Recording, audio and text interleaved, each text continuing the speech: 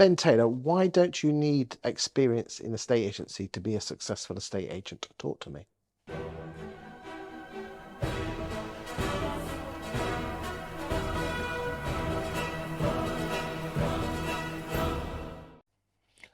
So I had this conversation recently with a couple of people that you'll know, and they're what I describe as proper agents. They're really good at this, okay? And to a person, everybody that's outstandingly good at doing this was really good at it really quickly, okay? This is an unusual industry. You could become number one in your town, number one in your area inside a year. You can't do that as a consultant surgeon. You can't do that as a lawyer. You can't do that as a dentist. You wouldn't be able to do it. But in real estate, you can do it. And here's what I think is the case. If you're learning based, i.e., you're open to being taught stuff and you're willing to learn how to do stuff, right? And you have what's now known as an entrepreneurial spirit. When going back a bit, Chris, you say somebody wants to own their own business, right?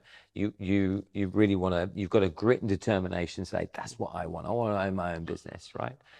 Those people can come into estate agency, real estate, and if you give them systems and tools to follow, those people can be outstanding so quickly. And we're seeing it time and time again. Actually, we had this conversation off camera earlier, that we're now seeing a real balance starting to happen between highly successful people with no real estate experience, but these people came in willing to learn with grit and determination, and now they're building teams, right, and delivering amazing results for their clients, but they've only been in the industry for 2 years. For me, I would say this throughout our business, the key ingredient is not real estate experience. Two key ingredients are learning based and entrepreneurial, i.e., I want to own my own business. If you're learning based and entrepreneurial and you have real estate experience, you can build a heck of a business really quickly. Sweeping statement time. Do you think because of the degradation of fees over the last 15, 20 years, that people have not been attracted into a state agency as employed, because that's generally been the way into the industry, which means now there is a lack of people who have that entrepreneurial ability to become self-employed? Right, so I'll tell you a very short story because just conscious of time, right? My father was very patronizing about me choosing this industry, right, and coming into this industry. And I won't bore you with the reasons for that, but I'm sure you can figure them out, okay?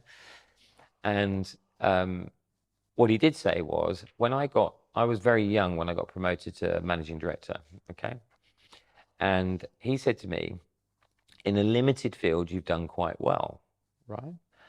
And when we explored that, he said, I remember him saying, you're not up against Goldman Sachs or NASA.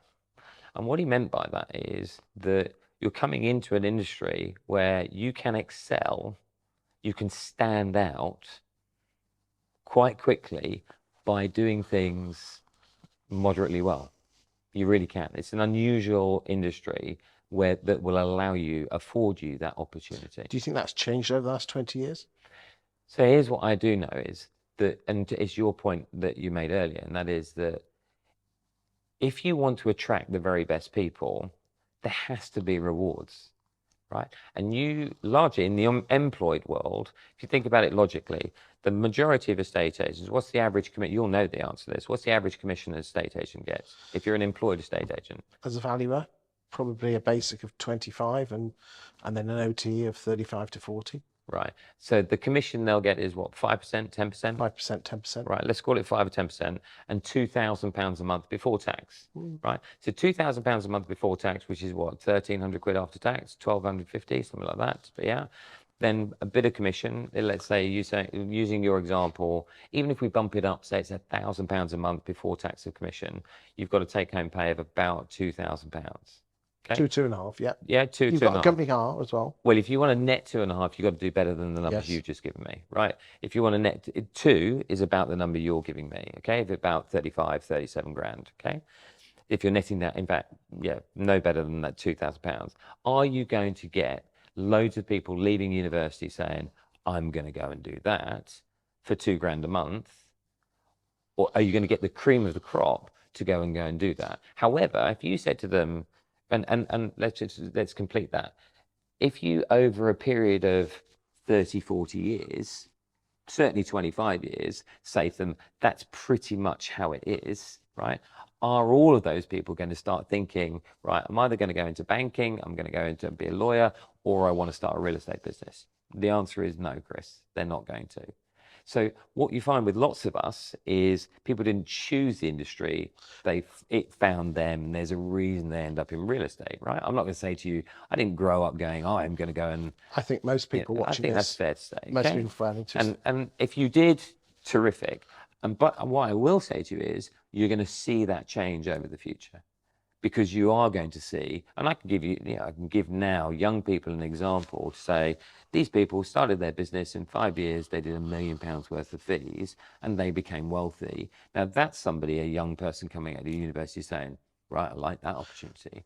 So I think it will change. I think the types of people will change. I think it started already. I mean, I remember when I started this business, everyone said that will never work in the UK. There's loads of these models now. I mean, loads and loads of these models, and I'm delighted to see it, because you're now starting to see people that used to earn 35, 55 grand, earning 150 to 250. Are you surprised at the self-employed model? I mean, I worked it out. It's just under 3% of the market.